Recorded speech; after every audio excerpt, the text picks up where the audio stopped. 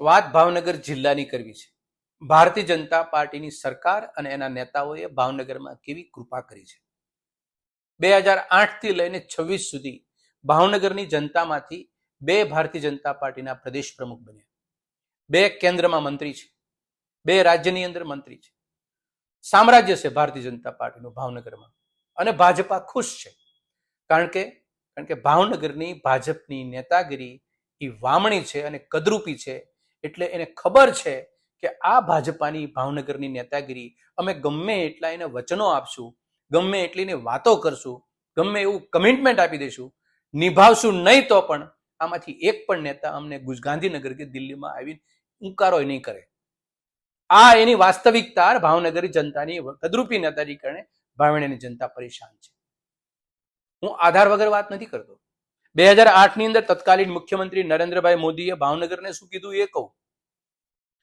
એને જાહેર સભામાં કીધું હતું કે ભાવનગરને અમે શિપ બિલ્ડિંગ પાર્ક આપશું, ફૂડ પાર્ક આપશું, પ્લાસ્ટિક પાર્ક આપશું, ડાયમંડ પાર્ક આપશું, આધુનિક પોર્ટ બનાવશું, કાયાકલ્પ કરશું, લોક ગેટની કાયાકલ્પ કરશું, પોર્ટમાં સાથે સાથે મરીન યુનિવર્સિટી આપશું, અને મહુવાનું પોર્ટ કાયાકલ્પ કરશું, સરતાનપરને સેન્ટ્રલ પોર્ટનો દરજ્જો આપશું, ભાવનગરને પશ્ચિમ રેલવેનું જે વડું મથક છે એ નથી આપ્યું, એ અમે આપશું, અને ભાવનગરની દરિયાકાંઠાની જે જમીનો છે એના ઉપર અમે રોજગારીનું ઉત્તમ ઉદાહરણ પૂરું પાડવા માટે અમે પ્રોજેક્ટ લાવશું. આ વાત 2008માં અને 2012ની અંદર ભાજપાના શીર્ષ નેતૃત્વ એ કરેલી. 2012ની અંદર પાછી 2-3 વાત રિપીટ કરી અને વચનો આપ્યા, અને વચનો કાગળ ઉપર અપાઈ ગયા. એવું નહીં કે વચનો ખાલી બાર આવ્યા. વાહન સ્ક્રેપ યાર્ડ ભાવનગરને આપવાની હતી વાત, એ સુરતમાં બદલી ગયું. મરીન યુનિવર્સિટી ભાવનગર માટે જાહેરાત થઈ હતી, એ દ્વારકા બદલી ગઈ. ડ્રેઝિંગ ઓફિસ જે ભાવનગરમાં ઓલરેડી હતી એ પોરબંદર શિફ્ટ થઈ ગઈ. સીએનજી નું ટર્મિનલ હતું એ બંધ થઈ ગયું. આલ્કોક એસ્કોક એક એશડાઉન કંપની હતી, એ લગભગ 1975 ચાલતી હતી. 258 જેટલા જહાજો એને નિર્માણ કર્યા હતા, એને તાળા મારી દીધા. અને ઉપરાંત આ શિપ બિલ્ડિંગ પાર્ક 2012માં પછી ભાવનગરમાં આવીને ફરી પાછી એ વાતને વાગોળે છે કે અમે ભાવનગરને શિપ બિલ્ડિંગ પાર્ક આપશું, કરોડો રૂપિયાનું ઇન્વેસ્ટમેન્ટ કરશું, લોકલ સ્થાનિક લોકોને યુવાનોને રોજગારી આપશે. આ વાત કરી હતી. આટલાથી અટકી નહીં. મેં ગઈકાલે એક સમાચાર સાંભળ્યા. ભારતીય જનતા પાર્ટીની સરકારમાં આજે શિપ બિલ્ડિંગ પાર્ક બનાવવાની વાત હતી. 2 વખત ભાવનગરને કોણીએ ગોળ ચોપડ્યા પછી આજે આપે છે કોને? પોરબંદરને. અને શું કે છે? અમે 27,000 રૂપિયાનું પોરબંદરમાં રોકાણ કરશું અને 5 લાખ યુવાનોને રોજગારી આપશું.